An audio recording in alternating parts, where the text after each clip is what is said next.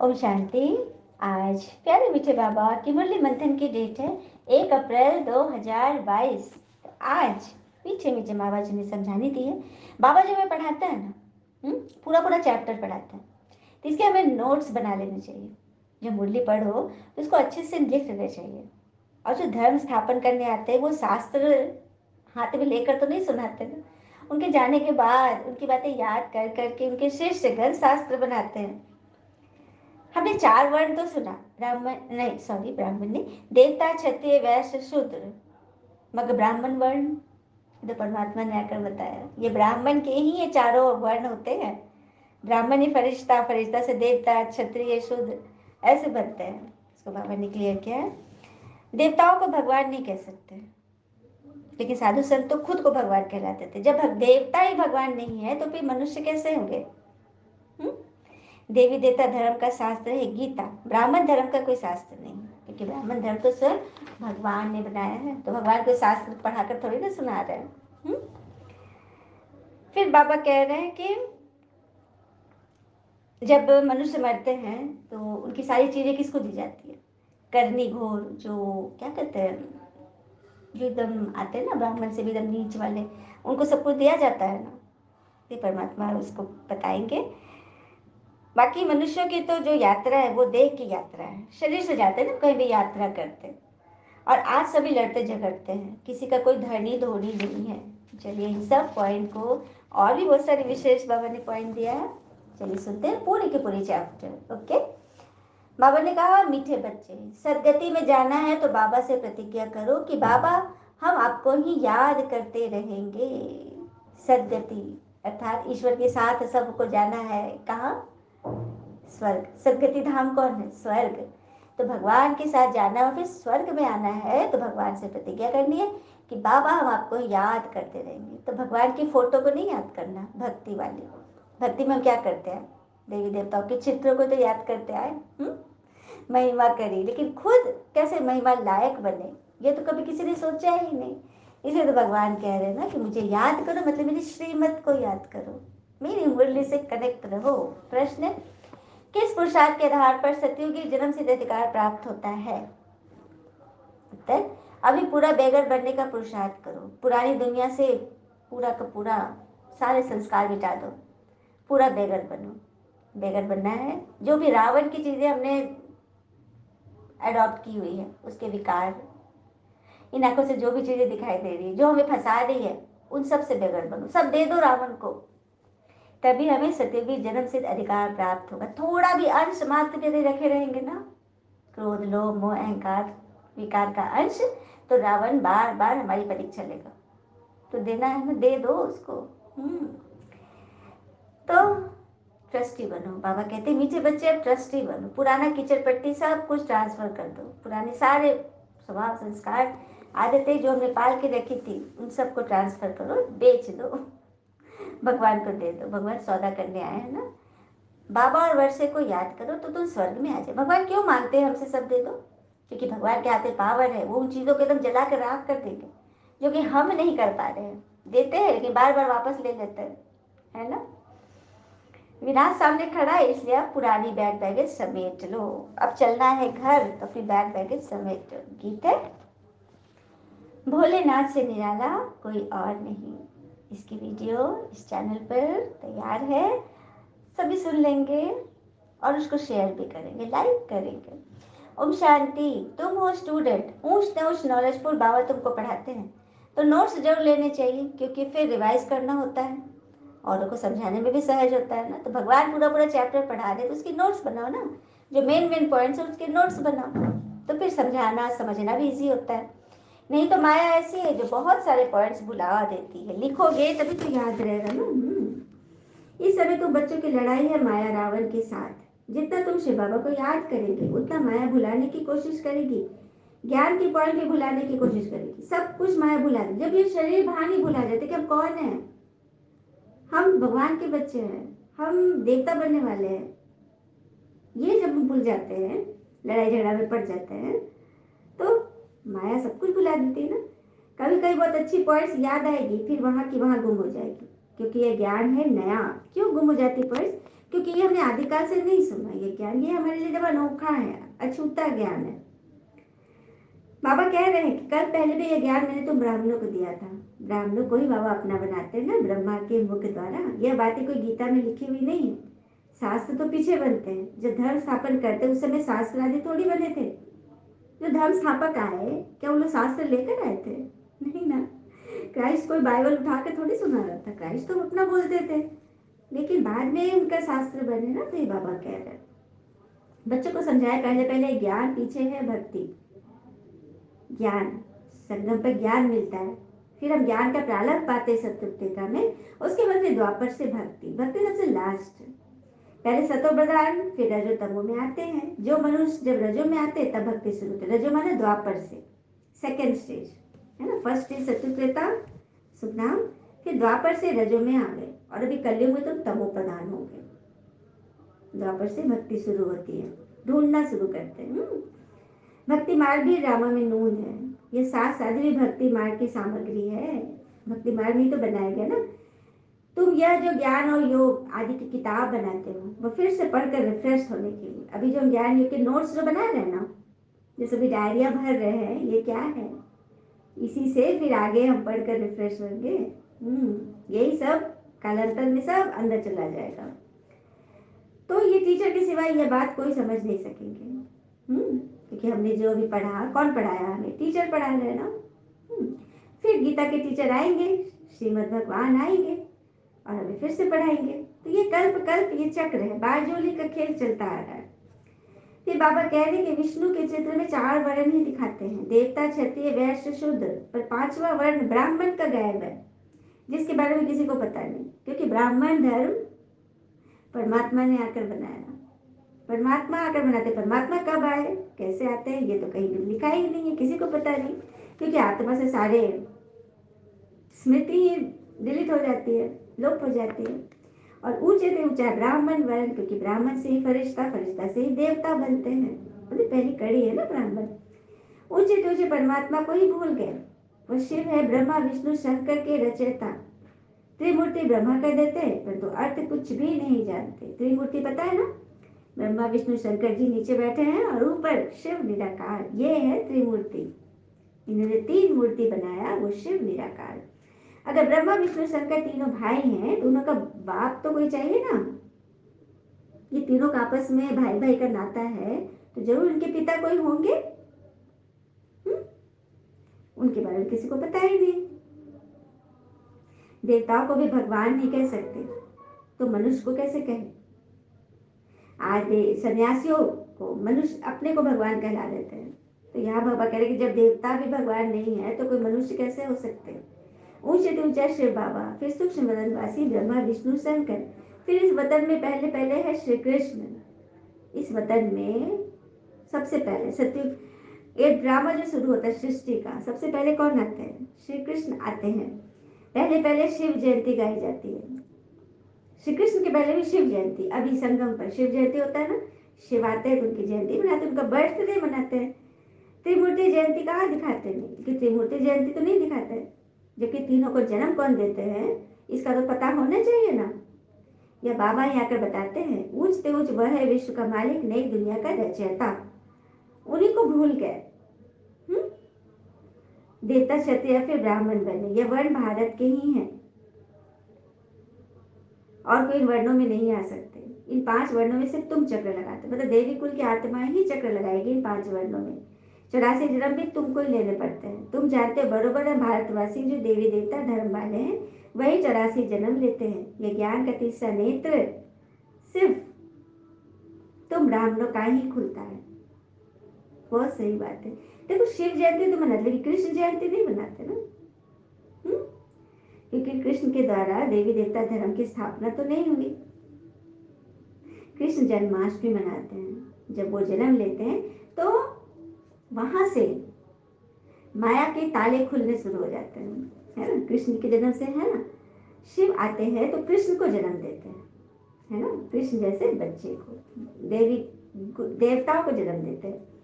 और देवी देवता धर्म का शास्त्र है गीता। ब्राह्मण धर्म का तो कोई शास्त्र ही नहीं है। वही बात है, परमात्मा का ब्राह्मण धर्म स्थापन कर रहे हैं तो कोई शास्त्र उठा के थोड़ी बोल रहे हैं। अब महाभारत लड़ाई का भी वृतांत गीता में है। बाबा महाभारत की लड़ाई को बहुत याद करते हैं क्योंकि महाभारत की लड़ाई अभी चल रही है ना। चलिए महाभारत का एक बहुत ही सुंदर प्रसंग सुनते हैं जो शायद बहुतों ने नहीं सुनी होगी। गांधारी के विषय में। गांधारी गांधार नरेश सुबल की पुत्री थी। उनका विवाह जब जन्मांध जन्म से अंधे धृतराष्ट्र से तय हो गया तो पहले जमाने में क्या होता था, तय हो गया तो लड़की उसी को मान लेती है, अपना तो कोई मर्जी थी नहीं। तो उनको पता चला कि उनके पति जन्म से अंधे हैं तो पतिव्रता नारी का उदाहरण देकर उन्होंने अपने आंख पर पट्टी बांध ली कि जब मेरे पति ही नहीं देख रहे हैं तो मैं क्यों देखूंगी। इस तरह से वो बहुत शक्तिशाली मतलब सती थी नारी, लेकिन उनको पुत्र नहीं पैदा हो रहा था। तो एक दिन व्यास मुनि उनके भवन में आए थे तो बहुत सुंदर गांधारी ने उनका स्वागत किया, भोजन खिलाए। व्यास मुनि बड़े प्रसन्न हुए, बोले थे कोई वरदान मांगे देवी। तो उन्होंने कहा कि पुत्र प्राप्ति का वरदान, मुझे मुझे बलशाली पुत्र चाहिए। तो उन्होंने कहा, वरदान देकर वो चले गए और समय के साथ गांधारी गर्भवती भी हो गई। लेकिन पता है 2 वर्ष तक भी वो गर्भ मतलब तैयार नहीं हो रहा था, पुत्र जन्म ही नहीं ले रहा, मतलब बच्चे नहीं हो रहे। 2 वर्ष तक गर्भ धारण की हुई थी। तो 2 वर्ष तक गांधारी एकदम अकबक में हो गई, एकदम अजीब उसकी स्थिति हो गई। तो अजीब लग रहा था उसको। तो एक दिन क्रोध में भरकर गांधारी ने पेट को मारने लगी गुस्से में, जिससे उसका पेट फट गया और उससे लोहे के मांस का पिंड जैसा निकला। अब महर्षि जो थे व्यास मुनि अपने योग दृष्टि से सब कुछ देख लिए कैसा हो गया। वो तुरंत तत्काल वहां पहुंच गए, बोले देवी तुम इन 100 कुंडों के 100 कुंड मैंने घड़े में घी डाल के रख दो। गांधारी ने वैसा ही किया और फिर बोला कि वो जो मांस का पिंड निकला उसके टुकड़े टुकड़े इन सब में 100 पिंडों में डाल दो और जल का छिड़काव किया। हाँ 100 टुकड़े बच गया। धीरे धीरे वो भरे हुए घड़े में वो डाल दिया गया टुकड़ा। 2 वर्ष के बाद खोलने पर उसमें से एक एक करके 99 बच्चे निकले। सबसे पहले निकला था दुर्योधन। लेकिन दुर्योधन के जन्म के बाद ऋषियों ने भविष्यवाणी की थी कि यह बच्चा कुल का नाशक बनेगा, इसलिए इसकी बलि दे दो। लेकिन गांधारी और धृतराष्ट्र पुत्र मोह के कारण ऐसा नहीं किया और उसके बाद जो हुआ वो हम सबको पता है। ये महाभारत लड़ाई का वृतांत कि लड़ाई कैसे शुरू हुई। शुरू में बीज को ही खत्म कर देना था तो इतना विनाशक युद्ध नहीं होता और इस तरह से इतना अपमान जो सबका हुआ वो नहीं होता। लेकिन ये भी बात है, लड़ाई नहीं होगी तो फिर स्थापना कैसे होगी। इसलिए सब कुछ ड्रामा में नूंद है। फिर बाबा ने कहा जैसे क्राइस्ट का बाइबल है, उनकी जीवन कहानी को ज्ञान नहीं कहा जाता, अपना है ज्ञान से मतलब।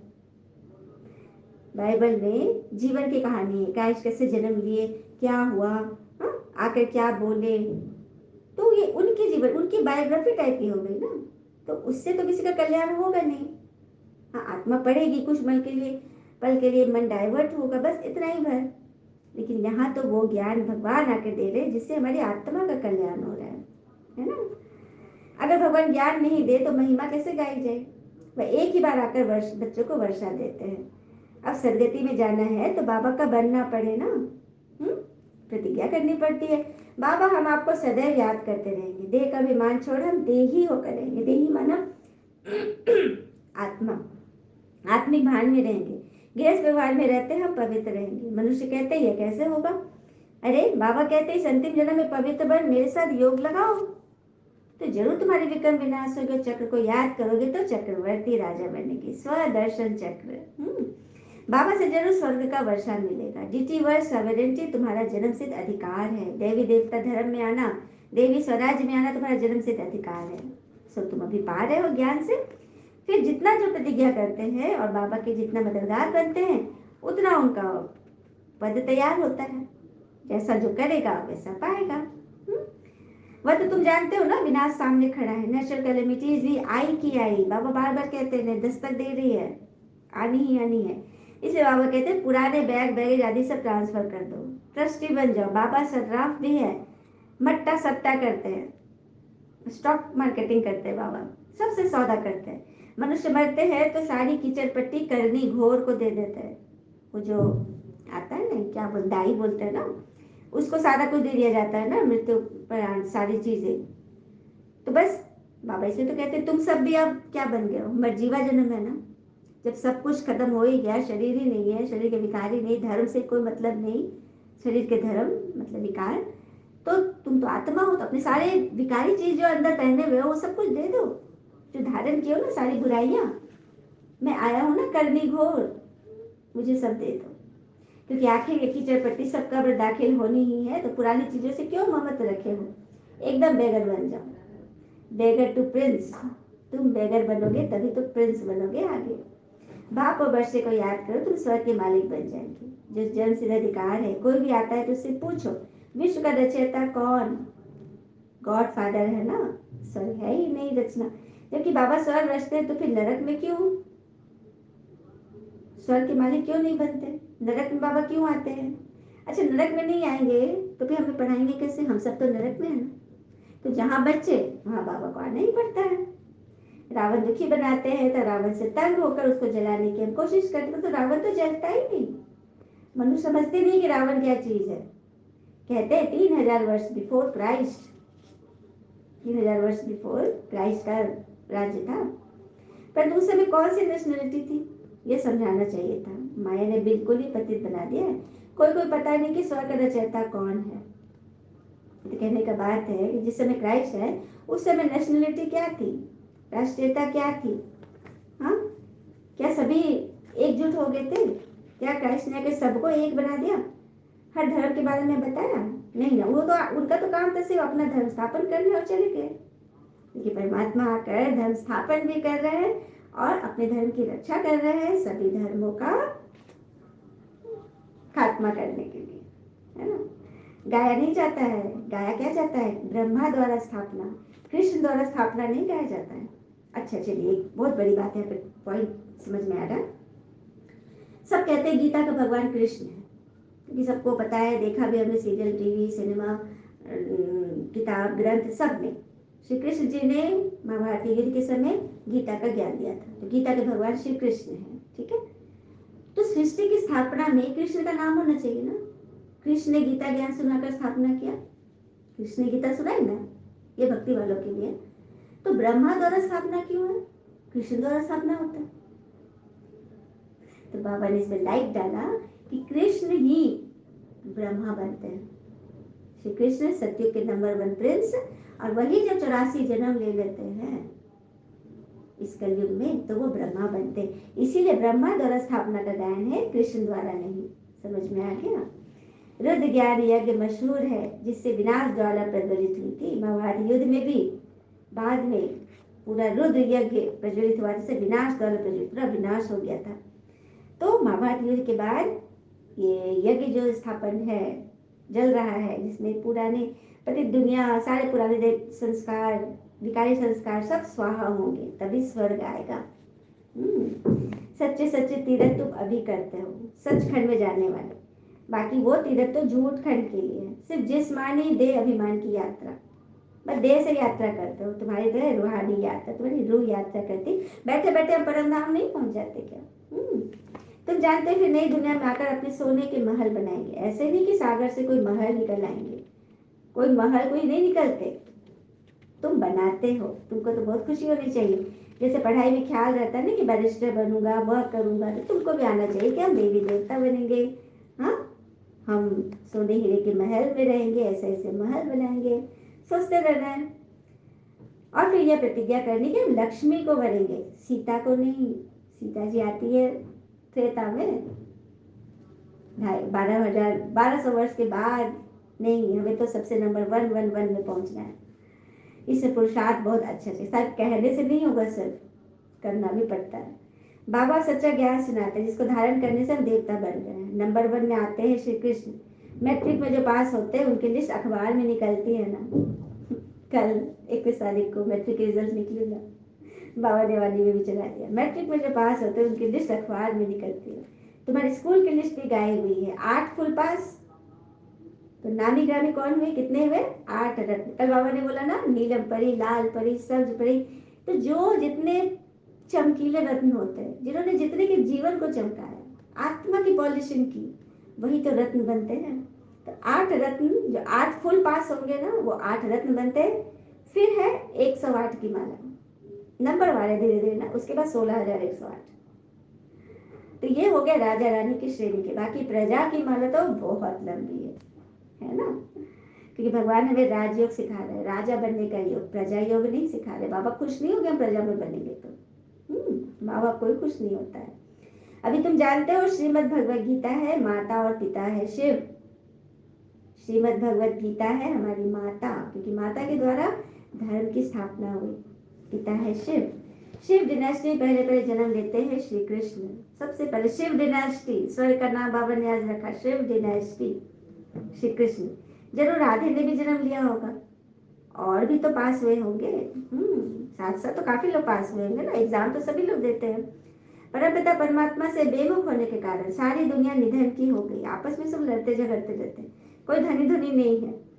अब तुम्हें सबको बाप का परिचय देना है। अच्छा, मीठे मीठे बच्चों प्रति भगवान के नमस्ते, हम बच्चों के भी प्यारे बाबा को नमस्ते। धारणा के लिए मुख्य सार पहले पॉइंट, देह अभिमान को छोड़ देही अभिमानी बन याद की यात्रा पर तत्पर रहना है। इस अंतिम जन्म में पवित्र बन बाबा का पूरा पूरा मददगार बनना है। मददगार बनना है मतलब जीवन में ज्ञान धारण करना है और कराना है। दूसरी पर पुरानी जो भी चीजें हैं उनसे ममत्व निकाल ट्रस्टी बन बाबा और वर्षे को याद कर विश्व का मालिक बनना है। पुरानी जो भी चीजें जो हमें परेशान कर रही है, पुराने स्वभाव संस्कार, पुरानी यादें, अतीत की बातें, भविष्य की चिंता, ये सब चीजें जो हमें एकदम तोड़ मरोड़ के रख देती है, उलट पुलट देती है, हमसे विकर्म कराती है, उन सब चीजों से ममत निकालकर उसे हटा दो, जला दो।